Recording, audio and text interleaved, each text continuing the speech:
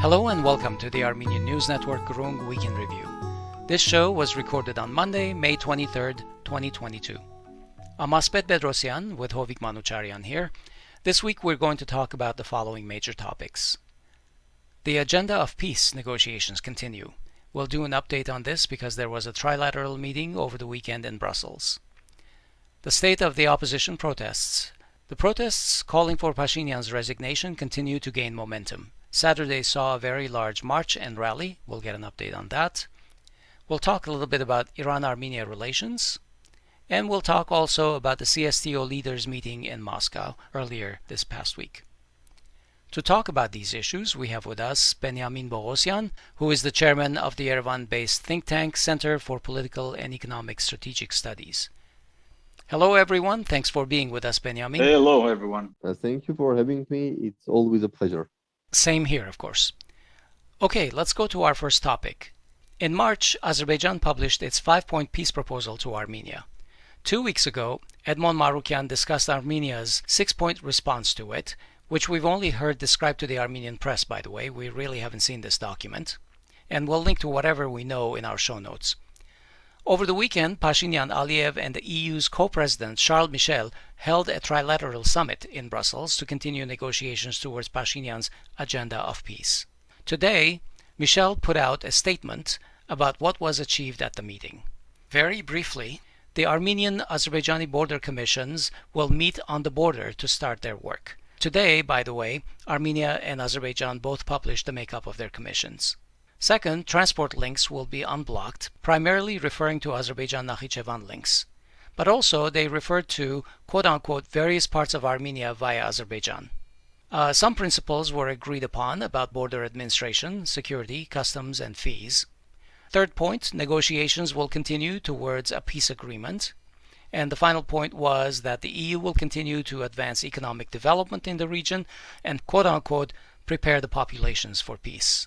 Okay, Benyamin, what do you make of this outcome and this report? Okay, first of all, very shortly about Armenia's so-called 6-point suggestions. Let's clarify that most of these points cannot be called suggestions because either they were consultation of facts, like Armenia received Azerbaijan suggestions on March 11. Right. Okay, this is like a statement of fact. It's very difficult to call it suggestion. I mean, Armenia cannot suggest that it received Azerbaijan's offers on March 11, and even this is not a political science. This is a linguistic. I mean, even linguists will say that, okay, this cannot be suggestion. Or there were some statements about Armenia's position, that Armenia believes that trilateral statements should be realized fully. Okay. Armenia believes on it. This is about belief, but again, not about suggestion. Or Armenia thinks that the final status of Nagorno-Karabakh and rights and security of Nagorno-Karabakh Armenians should be protected. Again, this is a position, but not a suggestion, because for suggestion, it should be written at least this way, that Armenia believes that to be able, or for the protection of Nagorno-Karabakh Armenians' rights, and guarantee their security, something should be done. This could be suggestion. So I'm not sure why Armenian officials called and continue to call these points suggestions, but definitely they cannot be called suggestion, neither from pure political science or even from linguistic. Regarding yesterday's meeting, before we go to the meeting, did it also sound to you, and I just want to confirm, more like fulfillment of demands from Azerbaijan? Because, like, for instance, one of the points was, I think, point number 2, that confirms that Armenia recognized Azerbaijan's territorial integrity in 1992. Nothing about Azerbaijan recognizing Armenia's territorial integrity or what sort of any additional caveats there are to that point. It just seems like to me, maybe Aliyev said, you must do these things publicly before I talk to you. And this was just like compliance thing. Okay, regarding this territorial integrity issue, I would like to go a little bit into details because there's a huge either manipulation or misunderstanding. Yes. Okay, a lot of people, especially current government, say that Armenia recognized Azerbaijan's territorial integrity, signing several documents, starting from 1991, CIS founding document, and a lot of other documents. But no one is telling that, first of all, what does it mean, this principle of territorial integrity, which of course is one of the pillars of United Nations Charter. So the principle of territorial integrity simply means that any state agrees that it will not take the territory of another state by force. But it has nothing to do, the principle of territorial integrity has nothing to do regarding the recognition of title or authority of any state over any territory. So Right. when we are saying that Armenia signed CIS founding document or any other documents where is written that all states recognize each other's territorial integrity, it simply means that all the signatory states promise or agree that they will not take by force territory of other states. But it does not mean that these states recognize any territory under the authority or under the title of any state. So this is a huge either misunderstanding or manipulation. And this has been the talking point of Azerbaijan for all these years, all this, like, Yes, but almost this is 20 a years. huge manipulations because recognizing territorial integrity of each state, it does not mean that you cannot have territorial dispute with that state. It simply means that you are telling, okay, guys, I am not going to take the territory by force, but it does not mean that I am recognizing your authority or your title on any territory. And Yes. definitely does not mean that I cannot have territorial dispute with you.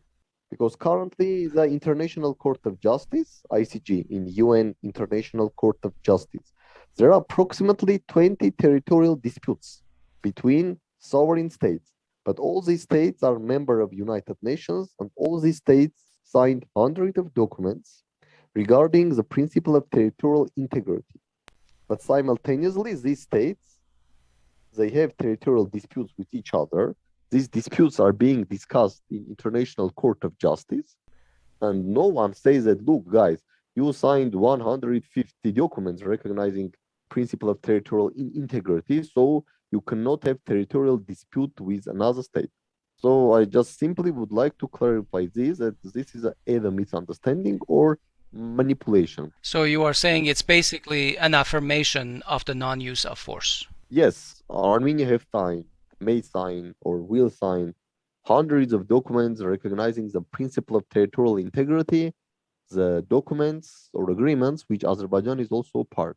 But it absolutely does not mean that Armenia recognizes Azerbaijani's title or Azerbaijani's authority over any territory. It simply means that Armenia says that it will not use force to take any part of Azerbaijani territory, nothing more.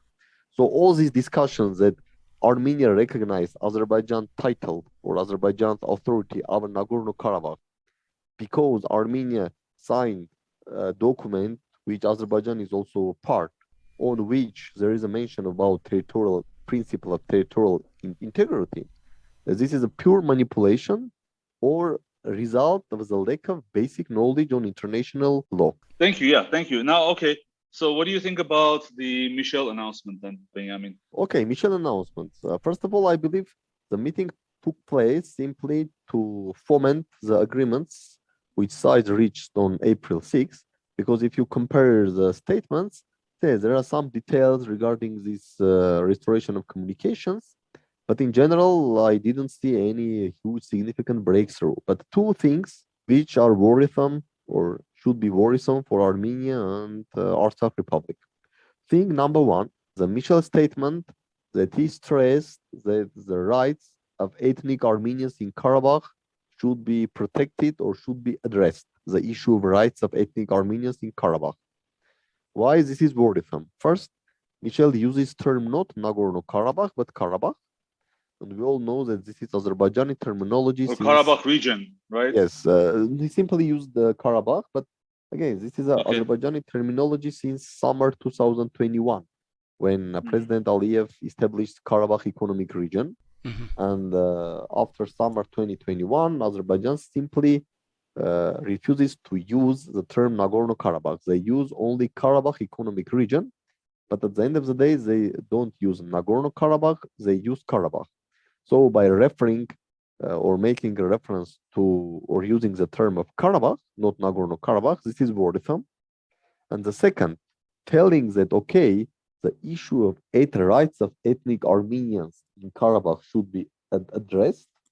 This is a mostly Azerbaijani rhetoric, because what Azerbaijan is telling that yes, I am ready to provide necessary rights to ethnic Armenian minority within Azerbaijan, as I am providing the same rights for ethnic minorities of Talish or Lezgins in Azerbaijan, or if any other country provides rights for ethnic minorities within itself. And this is very dangerous, because in this case, even status of autonomy can be dropped out, because no one can argue that the rights of ethnic minorities can be protected only within autonomy. Right. I know that now even Europeans are discussing also with us. They are bringing several examples like, look, guys, for example, we have more than 1 million Hungarians living in Romania. And in early 1990s, Romania and Hungary were even close to the war for the protection of rights of Hungarians in Romania. But now these Hungarians live happily in Romania, but they have no autonomy. There are no even cultural autonomy of Hungarians in Romania, but their rights are protected. Or we see some discussions about Albanians who live in North Macedonia. Again, they even don't have a cultural autonomy in North Macedonia, but North Macedonia agrees to provide or secure rights of ethnic Albanian minority within North Macedonia. So this mentioning of rights of ethnic Armenians in Karabakh is dangerous, because it means that theoretically, from European point of view, even autonomy may not be necessary to provide rights of Armenian minority in Azerbaijan. And I believe that this is not the case, that simply Europeans, they hate Armenians or they don't love Armenians, and they say, okay, you should not have even cultural autonomy. My feeling is that by receiving some messages from Armenian government, like Prime Minister's speech on April 13, 2022 in Parliament about lower the bar of Nagorno-Karabakh status, from European perspective, Europeans think, okay, we are interested to see Armenia-Azerbaijan agreement because we want stability in South Caucasus, and also we does not want to see Russian troops forever in Nagorno-Karabakh. Yeah. So if Armenia and Azerbaijan agrees on Karabakh, okay, it will give us a reason not to extend the deployment of Russian peacekeepers after November 2025. So if Armenian government hints that, okay, we are ready to discuss the possibility of Karabakh being within Azerbaijan, this makes the job of European mediators much more easier. Because if you are a mediator, you want to solve the issue. But if X state says, no, this territory cannot be part of Y state, and Y state says, no, this territory should be part of me, it creates complications. But if X state says, yes, theoretically, I may agree that this territory could be part of another territory if some rights are being provided, mediators, they are happy. They say, oh, wonderful. At least the key obstacle has been dropped. The report also says that some principles were agreed upon about border administration, security, customs, and fees. What did you read in that? Okay, this is the second time when they reached so-called agreement about this border transition, border fees, and etc. The same happened in December 2021. But first of all, let's not forget that after December 2021, nothing happens, and Azerbaijan still requires that they should pass through Sunik the same way as they pass from Baku to Sumgait, for example. And even in March 2022, Azerbaijan signed agreement with Iran to construct a highway or automobile and railway bridges from Azerbaijan to Iran and then from Iran to Nakhchivan, like telling message to Armenians that, okay, if you are not going to provide us Zangezur corridor on the terms as we understand, like free passage without any controls, then we will use territory of Iran. And in that case, we don't need your territory at all. Yeah, well, what's wrong with that? Okay, theoretically, we may say, okay, at least this is good for Armenia, because in that case, we may say, okay, you don't need Zangezur corridor, then let's forget about Article 9 of November 10, 2020 statement. Mm-hmm. But first, it means that we will have even zero theoretical chance to have a railway connection with Iran via Nakhchivan. Second, it will complicate positions of Russia, who needs communications via Azerbaijan and Armenia to Turkey. But the key novelty in the statement of May 22 was the statement that also they discussed the transit between different parts of Armenia via Azerbaijan. Which parts would those be? Yes, today Armenian Secretary of Security Council made a statement that this refers to the transit between Yeresk and Begri via Nakhchivan. Oh, And he said that the transit between Yeresk and Megri via Nakhchivan should have the same rules as the transit between Horadiz and Nakhchivan via Syunik. But I don't believe this is the case because in the statement of November 10, 2020, there is a clear statement that the security of this corridor via Syunik will be under the control of Russian border troops. And I simply don't believe that Charles Michel yesterday stated that Russian border troops will also control the passage via Nakhchivan from Yeresk to Megri. does that mean basically that Armenia is conceding the enclave of Iran-Armenian? This could be one explanation, because also we may say that, okay, it means that for reaching from Armenian Yeresk to Armenian Zanga Katun, you need pass via Tigran, which Azerbaijan claims is Azerbaijan. And if Armenia agrees to this claim, it means that Azerbaijan will provide some special transit facilities for Armenians to travel from Yeresk to Zanga Katun and effectively from Yerevan to Goris. Right. According again to Secretary of Security Council, it has nothing to do with Tigran. This has something to do between the travel between Yeresk and Megri, but via Nakhchivan. Like you are not driving from Yeresk via Tigran to Yeregnazor, then Goris, then Kapan, Kajar, and Megri. You simply enter from Yeresk to Nakhchivan, Okay. and then directly reach from Nakhchivan to Megri. But again, the transit between Armenia, between Yeresk and Megri via Nakhchivan cannot have the same status as the transit between like Horadiz and Nakhchivan via Syunik, because again, according to the November 10, 2020 statement, Russian border troops will control these transit ways or highways or railways which will connect Azerbaijan with Nakhchivan via Syunik. And there is no mentioning that Russian border troops also will control the highways or railways which will connect Yeresk with Megri via Nakhchivan.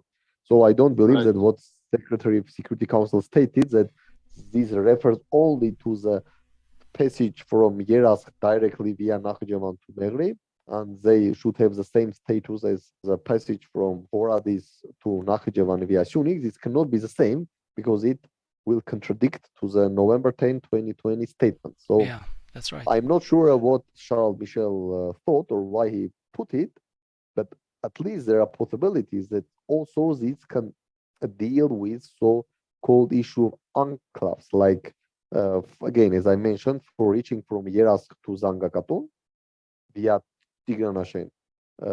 You should have some transit passages and etc. etc. And same could be in Tavush region.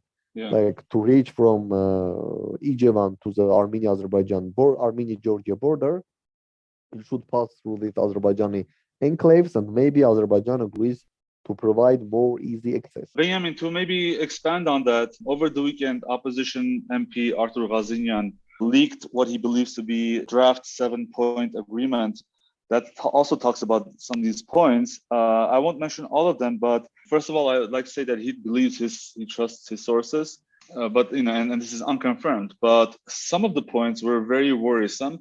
For instance, point number 7 says that the border discussions will be based on borders that existed in 1991, essentially grandfathering in the enclaves. So essentially, if that is the case. Point number 6 prioritizes Azerbaijan Nakhchivan unblocking over all others. Basically, the southern region will be unblocked first, which seems to have been confirmed by Charles Michel. And then point number 4 from Ghazinian's statement was also worrisome, and I just wanted to see if you have any confirmation of that from anywhere, which said that Azerbaijan basically wants to impose a limit on the quantity of armed forces of Armenia and also on the types of weapons it could have, essentially demilitarization. From what was announced over the weekend and from other sources, do we have some other independent confirmation of this demilitarization point? And what do you think about, in general, about the issue of essentially the enclaves? Do you think that Armenia has agreed for the enclaves to be part of Azerbaijan? Okay, I strongly believe that Azerbaijan demands the so-called demilitarization. And by the way, this is a public statement of President Aliyev. Yeah. Yes. He several times made statements that Armenia, that no country, definitely first of all he means Russia, should not provide arms to Armenia because Armenia is a Nazi state or fascist state, and if Armenia will get more money, Armenians again will try to invade or occupy Azerbaijani lands and all other blah blah blah. Yes, and Aliyev has also said that Armenia should not have a population of 5 million either. Yes. How are they going to enforce that? Yeah. So from Azerbaijani perspective, definitely they raise this issue publicly. They raise the issue at the highest political level, on the level of president. Yes, they believe that Armenia should be demilitarized. So definitely this is Azerbaijani demand, and I'm pretty sure that also they put this demand during the discussions behind the closed doors. So this is for sure.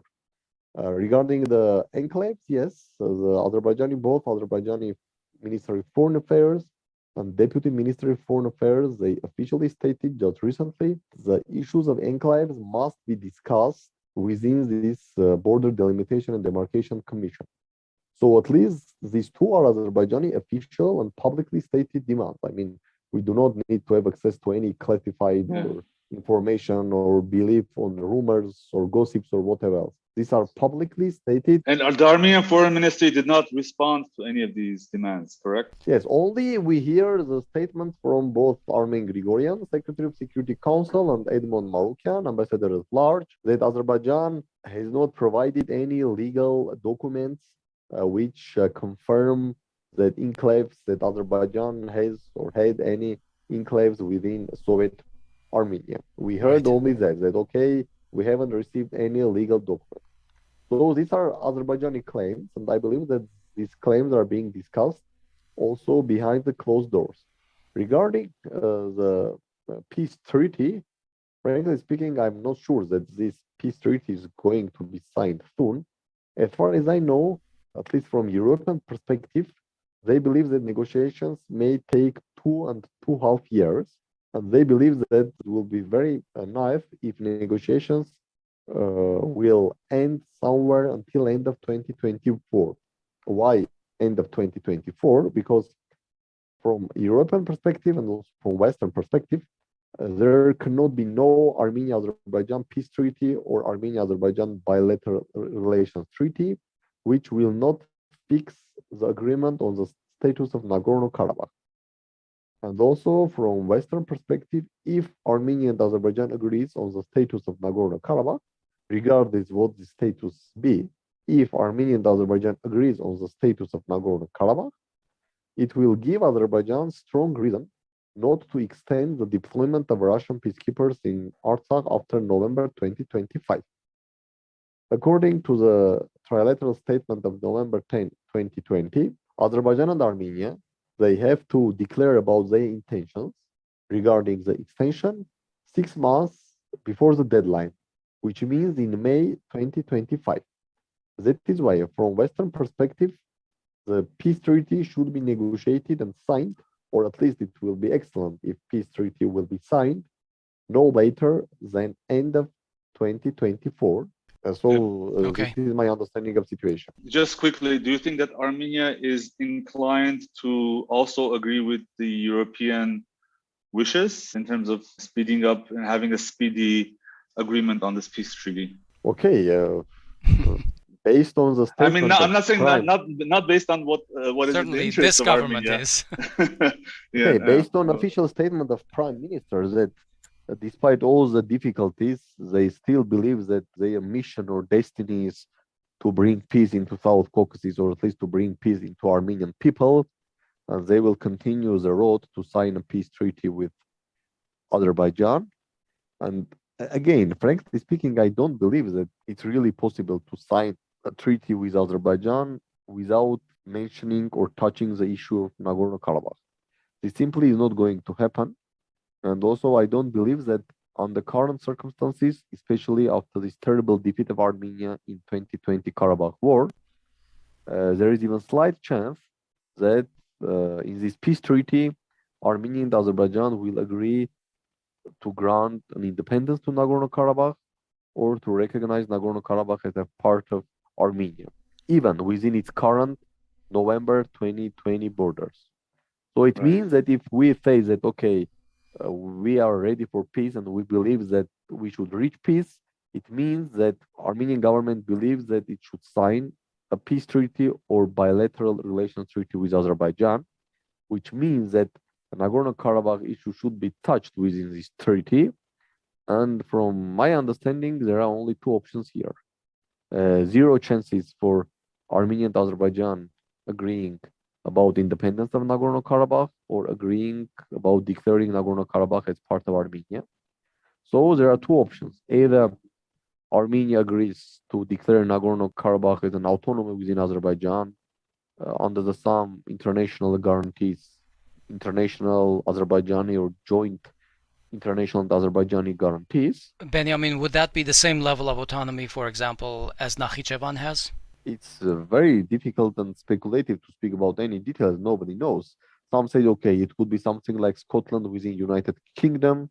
Some say it will be, I don't know, like Catalonia within Spain. And some say it will be like Republic of Dagestan within Russian Federation. And some say it will be simple cultural autonomy. But from Azerbaijani perspective, I believe the level of autonomy is not important because they have clear understanding that if Armenia agrees that Karabakh is part of Azerbaijan, even on some level of autonomy, this will send a very clear message to Armenians in Nagorno-Karabakh that, guys, game is over. So it's time to take your suitcases, call taxis, and get out from Karabakh. So in that case, someone may ask, okay, what is the alternative? So we have two alternatives. First, not to sign peace treaty at all with Azerbaijan, but it has a risk of significant military escalation, especially along Armenia-Azerbaijan border. And I'm not sure that our armed forces are ready for this military escalation. And the second option is the idea which I am trying to float in the recent months, that Armenia should forward a suggestion to fix a transitional period for Nagorno-Karabakh in the peace treaty, saying that, okay, we need a transitional period. During the transitional period, everything should be the same. Like we should keep territorial status quo, which emerged after 2020 war. We should not organize any redeployment of population. Neither Armenians going back to Hadrut, nor Azerbaijan is trying to enter Stepanakert, Martakert, and Martuni.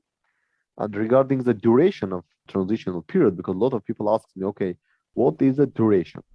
I say, look, we should not put any artificial deadlines, because I may say the duration should be 10 years, and someone will say, no, 9 years, another will say 12 years, and then a logical question may arise, but why 10 and not 9, or not 11, or not 150? So that is why I believe that some criteria should be fixed for this transition period. Like transition period will be finished only if these criteria are met. Okay. And one of the criteria could be the announcement of the decision by the International Court of Justice on the case brought by Armenia against Azerbaijan on the basis of a convention on racial discrimination. Because if International Court of Justice recognizes that Azerbaijan is a racial state, then no member of international community, neither Russia nor United States nor anyone else, can speak that, okay, Armenians should live within Azerbaijan under some guarantees, that Armenians should live within a racist state, because everybody understands that racist states cannot provide any guarantees. So at least one of the criteria how long this transitional period could continue could be the transitional period will continue as far as we do not have final decision of International Court of Justice regarding cases which Armenia brought against Azerbaijan, and the second case which Azerbaijan brought against Armenia. What's stopping Azerbaijan from bribing all the judges? Good question. I'm not I'm sorry, that was a deep rhetorical specialist question. on ICG issue. Of course, no one is a saint. As we say, no one is a god and no one is a Jesus. But taking into account that this court even made a decision against United States under the case brought by Nicaragua. And theoretically, I believe United States had much more money than Azerbaijan. Definitely. I mean, US GDP is $22 trillion, Yeah. and at least the Federal Reserve System is printing dollars. So no problem to cut additional trees and print additional dollars. Okay. Okay. But if even United States could not influence ICG decision, and by the way, interestingly, at the end of the day, United States declined to implement this decision, and then the case went to the, as far as I know, the case went to the UN Security Council, because if any state declines to implement the decisions of ICG, then Security Council has a right to force the realization of decision. But because the US has a veto, I'm not sure how this ended, but at least Azerbaijan has no veto.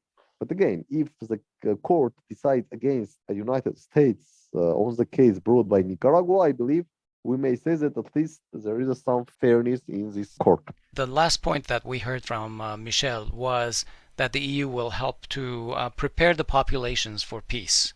How is the EU going to be doing that? Both ambassadors from the US and the EU have essentially been supporting the Pashinyan government against the opposition. What do you make of the statement that they are going to help prepare the populations for peace? My understanding is that the EU will simply pour more money into different initiatives for expert dialogue, for dialogue between different group of societies, like dialogue between youth, to bring Armenian and Azerbaijani students together, to bring Armenian and Azerbaijani doctors, I don't know, businessmen, winemakers, and etc. Maybe to organize some meetings between parliaments and etc.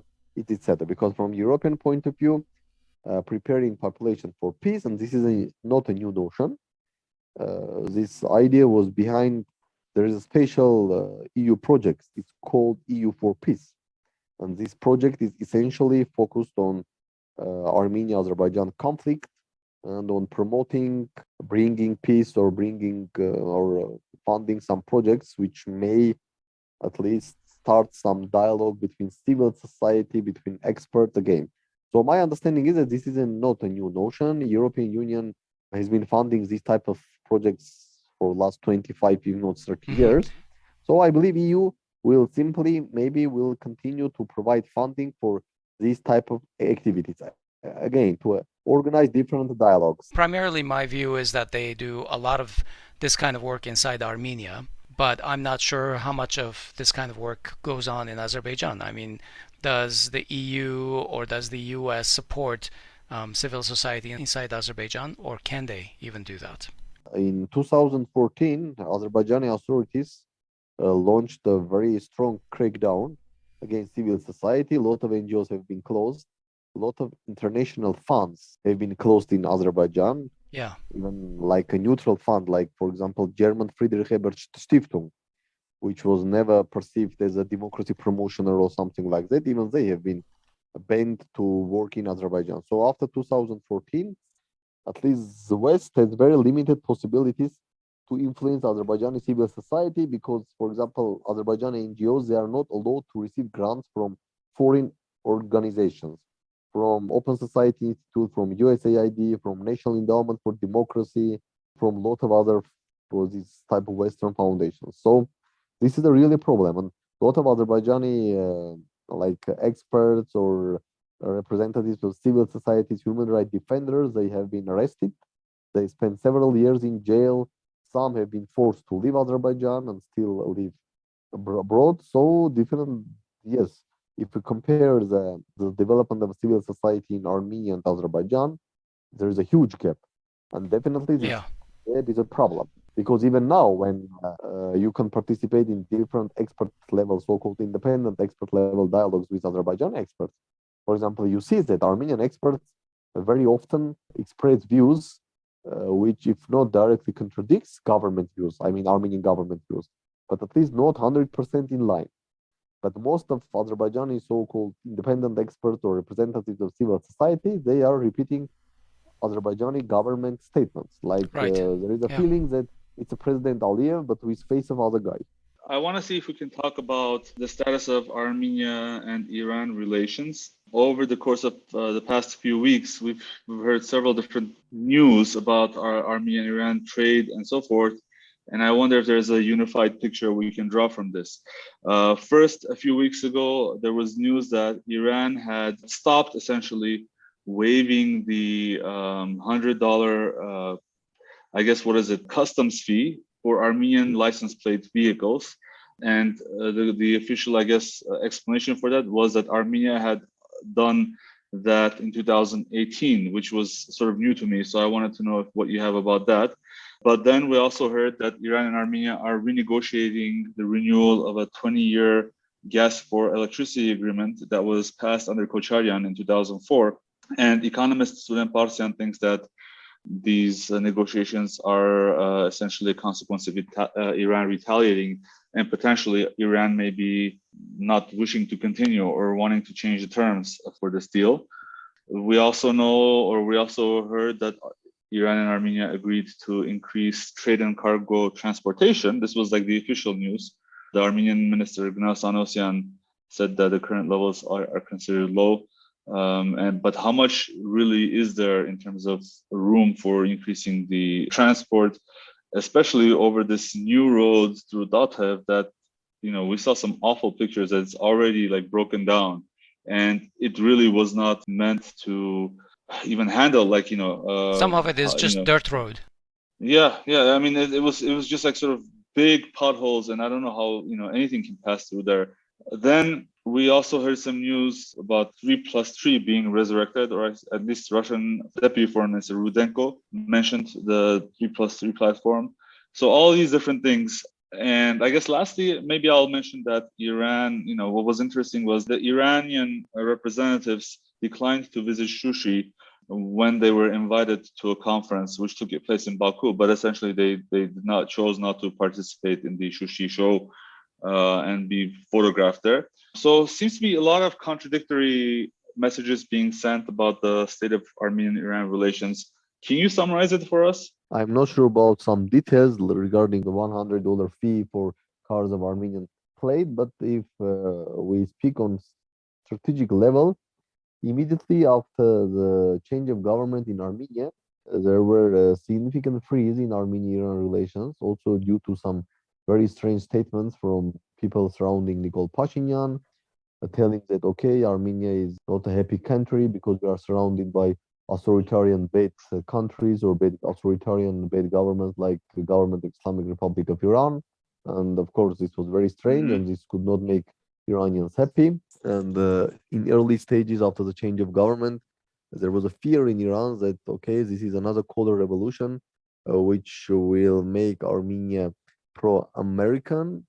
And because Armenia was a strategic ally of Russia and the foothold of Russia in South Caucasus, if Russia is out from Armenia, it means that Iran will face very complicated situation in South Caucasus, because if Armenia also will be used for some anti-Iranian activities by US and Israel, it will make the fate of Iran very complicated, because we all know that for last at least 15, if not 20 years, Israeli secret services very actively uses the territory of Azerbaijan for anti-Iranian activists.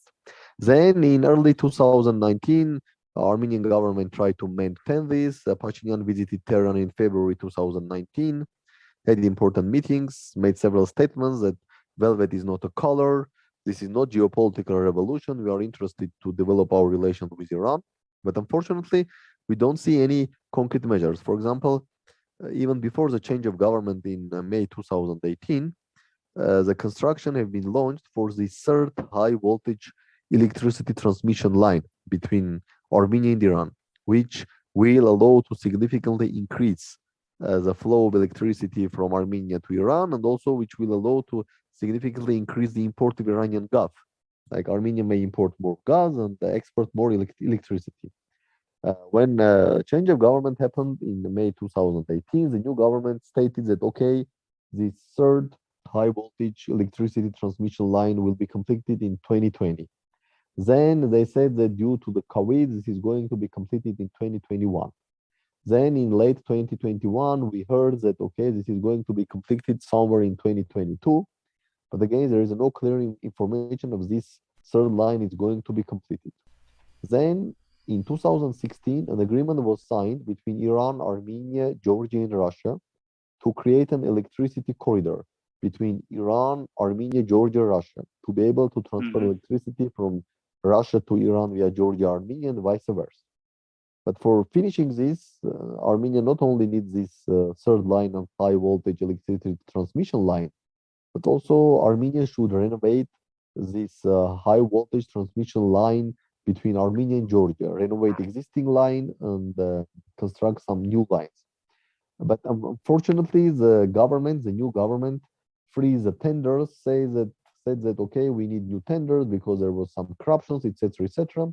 And as far as I know, only in late 2021 or early 2022, the new tender somehow finished, and the construction will now only start. And no one knows when this transmission line between Armenia and Georgia this time will be completed. But this means that this very significant geo-economic project of electricity corridor Iran, Armenia, Georgia, Russia now is in a limbo, while in recent years, Iran, Azerbaijan, and Russia are making significant efforts to create the alternative Iran, Azerbaijan, Russia electricity transfer.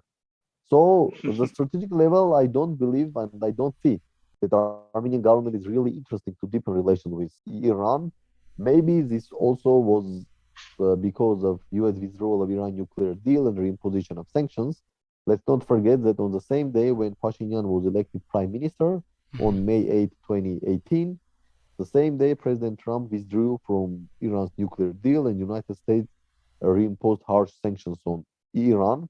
Maybe the Armenian government very cautious attitude toward Iran and the lack of any significant actions to really improve relations. Maybe it's also due to this U.S. withdrawal of Iran's nuclear deal. But for sure, I know that Iran does not want to see Turkish and Azerbaijani economic influence over Armenia, especially in Sunni, and Iran does not want to see Russian position weakened in Armenia because from Right. Iranian perspective, at least in South Caucasus, weaker Russia means stronger US. Yeah. Stronger US means complications for Iran because Iran is not able to compete with United States or with Turkey or with Israel in South Caucasus. They believe that okay, let Russia be strong here and let Russia check US influence. So they are not interested to see Azerbaijani Turkish economic influence in Armenia, and especially in Sunni region, and they are not interested to see a weakened Russia and stronger United States in Armenia. Additionally, there were a couple of other issues that were floating around in the past week, and I didn't really have time to dwell on them.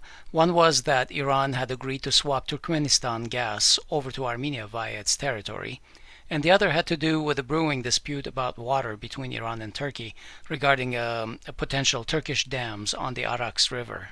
Yes, water issues are complicated. I fully agree. And Turkey usually uses water not only in its relation with Iran, but also in its relation with Syria. Even there is a theory that when Turkey constructed dams, we significantly decreased the water flow into Syria in early 2000s. Oh, yes. These make Syrian farmers to suffer economically, and was one of the reasons of this initial protest in Syria in spring to 2011, Yes. which then That was a transformed huge into deal. larger protests, then into civil war, then into ISIS, and into all other mess. So usually, yes, Turkey had a, let's say, Turkey had an experience to use water as a pressure on its neighbors, at least on Syria and Iraq, definitely. Let's move to our next topic. Pashinyan was in Moscow for a high-level CSTO meeting early last week, and Russian President Putin is interested in hearing from CSTO leaders about the war in Ukraine. He also proposed to grant CIS observer status in the CSTO. The CIS, of course, includes Azerbaijan. What do you make of this proposal, Benyamin? Should Armenia acquiesce? Should it accept these proposals? And can Armenia really navigate the Ukraine war between Russia and the West and remain a neutral party? Okay, let's start from second part.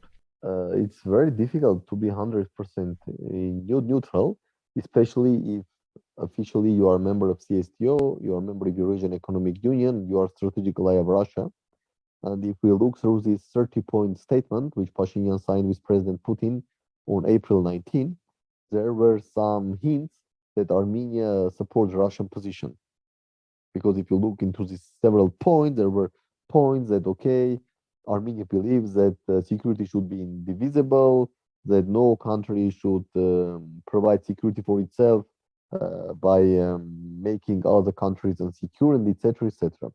But at the end of the day, let's not forget that Armenia is too small, and I don't believe that either Russia or United States they are really, really interested about Armenia's position is. Right. I mean geopolitical position. Too small Regarding to matter. economics, yes, frankly speaking, too small to matter. And okay, this is not a shameful thing. I mean, yes, Armenia is a small country. This is fact, and most countries of the world they are not making huge influence. So, frankly speaking, I don't believe that EU, United States, or Russia believes that okay, what Armenia thinks about war in Ukraine, because what Armenia thinks or what Armenia does not think will not make any effect on what's going on in Ukraine, what is going on between Russia and the United States. But this does not mean that the impact or the end of the war will not impact Armenia. So the problem is that Armenia is not able to impact the result of the war, but the result of the war definitely will significantly impact Armenia's future. I'm more concerned about how it might impact Armenia's relationship with Russia if Armenia remains neutral or starts leaning one way or the other. Okay, I don't believe that as far as Russia is not collapsed, and I don't believe that Russia is going to be collapsed, despite all this hype, which we hear in, let's say, traditional or classic Western media, that okay, Russian economy is collapsing, there will be coup d'etat in Russia. I don't know. Mr. Putin is hiding somewhere in the bunker in Altai, and etc., etc. All these are like fairy tales. My understanding is Russia is not going to collapse, and definitely Armenia is not going to act against Russia because it will be not only suicidal, it will be simply stupid. And I don't believe that Armenia's political leadership is stupid, not only to act against Armenia's interests, but they are not stupid to act against themselves. So no, Armenia is not going to act against Russia. Regarding the neutrality day, maybe Armenia will continue not to vote in favor of Russia in UN, but also Armenia is not going to vote against Russia in the United Nations. And also, let's not forget that many thousand Russians are now in Armenia, especially IT guys. Of course, they are not in Russia, but even from Russian perspective, it's better to have these high qualified Russian specialists in Armenia than in Europe, because in Europe they will support the GDP of European countries, and it's much less likely that they will return from Switzerland, France, Germany to Russia than from Armenia. So even from this perspective, Armenia providing a safe haven for up to 70,000 Russians, and most of them are IT specialists, I don't believe this is bad for Russia. What did you make of the logic of Putin's proposal to grant the CIS observer status? Okay, my understanding is that Putin either wants somehow to strengthen either CSTO or CIS, or maybe to show that that CIS also should be somehow activated. Because look, CIS initially was only 12 countries without Baltics. Then Ukraine left, then Georgia left. Turkmenistan is a neutral country, is in the semi-left position. So there is only 8 countries effective in CIS. CSTO is only 6 countries. Maybe this is also related with the position of Uzbekistan, because Uzbekistan is a rising star of Central Asia with its 33 or even 34 million of population. Of course, it has a much less territory than huge Kazakhstan, which I believe has 2,700,000 square kilometers, enormous territory. But maybe I believe this somehow could be also the part of somehow bringing Uzbekistan closer to Russia-linked organization, because there were a lot of discussions that Uzbekistan could become an observer in Eurasian Economic Union. We know that Moldova became observer during Dodon presidency, but now de facto left when Maya Sandu was elected. But in any case, I don't believe that this is going to significantly impact neither Armenia nor Azerbaijan, and I don't see that, okay, Armenia should say, no, Russia, you are wrong, etc., because this is not a very significant thing for Armenia. No need to make Russia nervous once more. Okay. Well, let's move to our final topic, which is an update on the state of the ongoing opposition protests demanding Pashinyan's resignation. There was a huge march and rally on Saturday, which we covered in our live Twitter broadcast that night. For those who are not aware, Alison Tahmizian Muse, Hovik, and I have been broadcasting live on Twitter from Yerevan's France Square most evenings after the rallies. We'd love it if you could join us, which you can do even if you don't have a Twitter account. So find us on Twitter. We are at Groong and follow us. We also share the space on Facebook, both on Groong's page and group.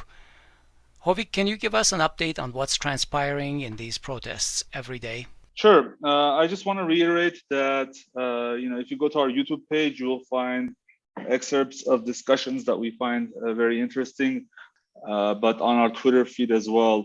So, for instance, some of the highlights that I would just like to sort of mention was a discussion with Garen Vartanesian on May 12th on the policy of division, essentially propaganda to divide the opposition.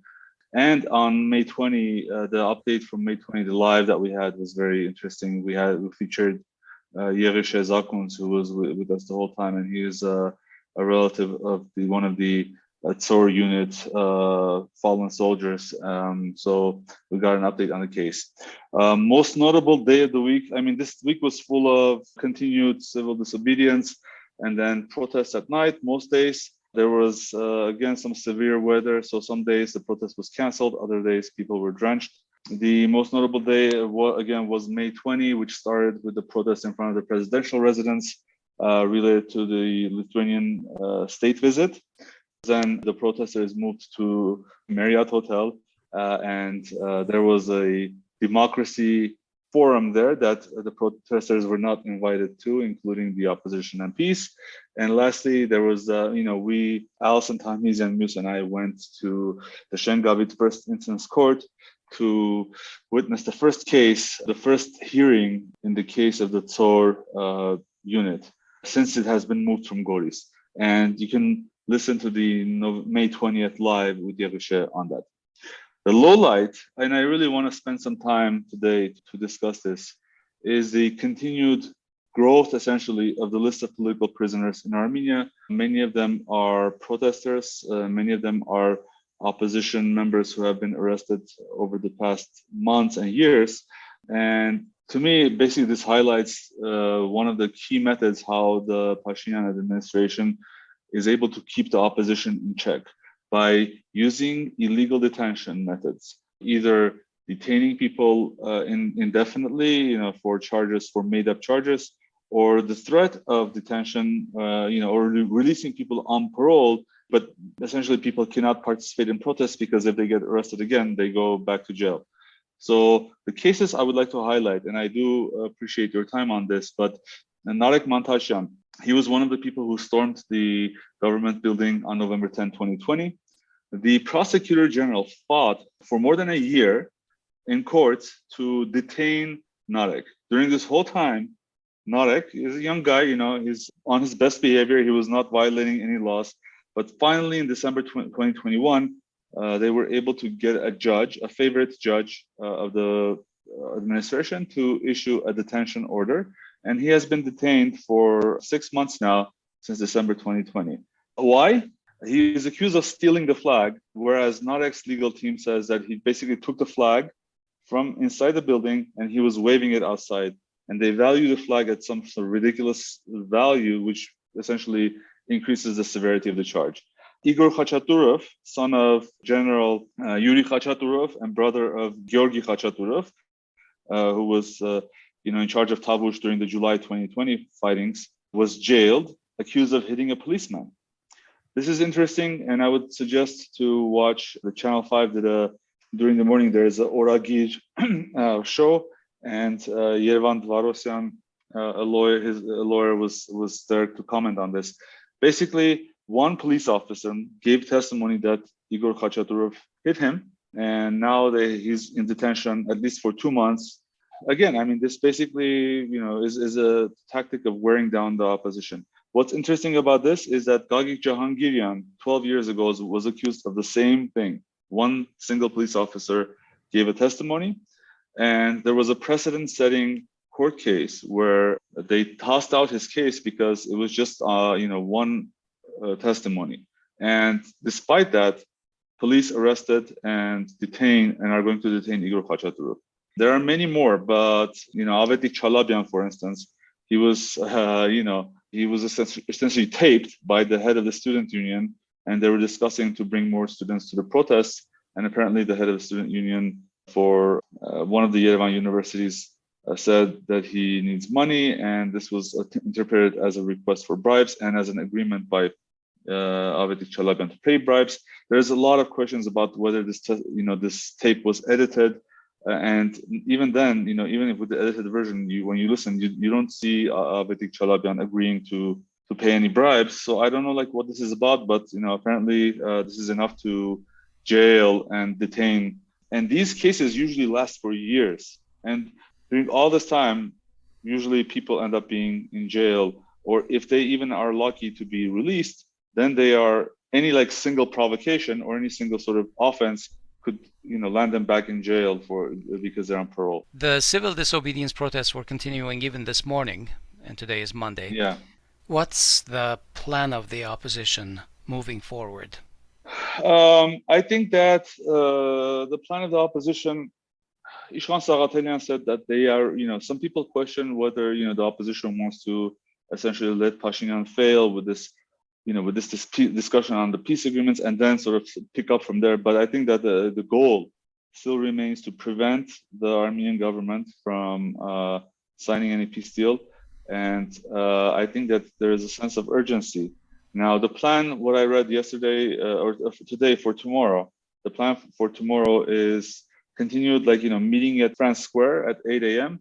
And then the venue of the rally, the actual rally at night, is going to be the Sasunsi David statue, which is different because normally they were doing it at France Square. So I think they're trying to wear down the police even more. Definitely, it was really strange to have a democracy forum when the MPs, opposition MPs, were banned from entering or were not allowed from entering. And even as far as I know, not all media was invited because one of the pillars of at least Western liberal democracy is first of all is freedom of speech and also the freedom of assembly.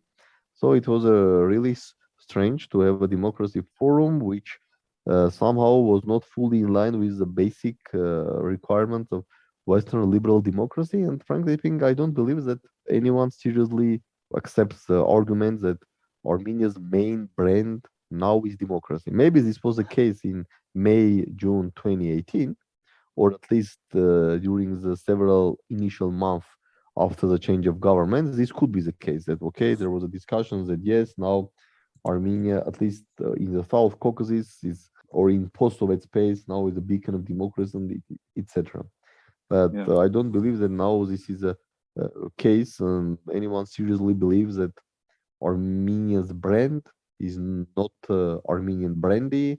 I don't know, unfortunately, not the conflict, not Charles Aznavour, and even not Kim Kardashian, but the democracy. It sounds a little bit strange for me.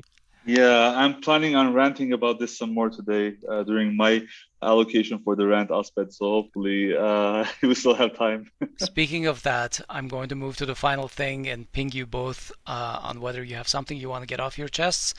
Benyamin, do you have a rant? No, this time no rant. No rant. Hovik. Okay, so this is going to be another rant, but the appendix to the state of opposition protests. By the way, before we go, I forgot to mention the case of the youth in Gyumri. They were all arrested and charged with hooliganism. We all know this was from 2 weeks ago. They could have been charged with arrest. They could have charged based on basically civil disagreement or whatever. And they were provoked because one of the old men hit them in the head with an egg. But the police deliberately chose to charge them with hooliganism, which carries a sentence of more than 5 years in some cases. And this allows them to detain. Whereas if it was an assault, it would be a much higher bar to actually justify detention. So that's another instance of the government basically arbitrarily choosing different tools to keep these opposition protesters detention as a punishment not as a legitimate need for for law enforcement. Yeah. Okay, so for my rant, Benyamin did mention the Democracy Forum, and it was quite something. It was a hall like full of Western dignitaries, Western-funded NGOs, and Pashinyan's pet opposition, all praising each other. The real opposition was outside protesting, and were not allowed to enter the hall. There's a lot to be said about it, but two things that are really offensive, I'll mention them, is the speeches by two foreign dignitaries, that of the EU Ambassador Andrea Victorin and US Ambassador Lynn Tracy. Victorin said that she was shocked at the hate speech used in political discourse in Armenia, especially in parliament. Where the hell was she when Pashinyan was dividing society between black and white? When they were passing out phone numbers of opposition MPs who were not towing the line, when he was verbally threatening to spread them on asphalt, to bash them against the walls, to break their jaws, when he was campaigning with a hammer. Victorin really needs to retire, to be honest. It seems like for EU ambassadors, at least, Armenia is like the last pit stop before retirement. Lynn Tracy, US ambassador, praised the police reforms that the US has invested in. Unfortunately, she didn't mention any of the incidents that seemed quite objectionable. She said, oh, there were some incidents and they need to be investigated, and I'm sure the government will investigate. But we saw videos of people's heads being bashed in by the police officers. We saw MPs who are immune from arrest. Everyone knows this, but they were deliberately targeted and arrested multiple times for some MPs. And the case of like false, basically accusations of high, severe, basically criminal violations just to detain people is also another tool to keep the opposition at bay and while abusing the authority and the powers that the police have. It's surreal, it's Orwellian. It is shameful that the NGO community in Armenia is participating in this. Amut, that's all I can say. All right. We're going to leave it there today on that cheery note, Hovik. Thank you, everyone. Thank you, Benyamin. I appreciate your time. Asbed. Thank you, Hovik. Okay, that's the show. Stay in touch. We like to hear from our listeners. If you're not subscribed to our channels, please do so on YouTube, Twitter, Facebook, and on your favorite podcast platform. On behalf of everyone in the show, thanks for listening. We'll talk to you next week.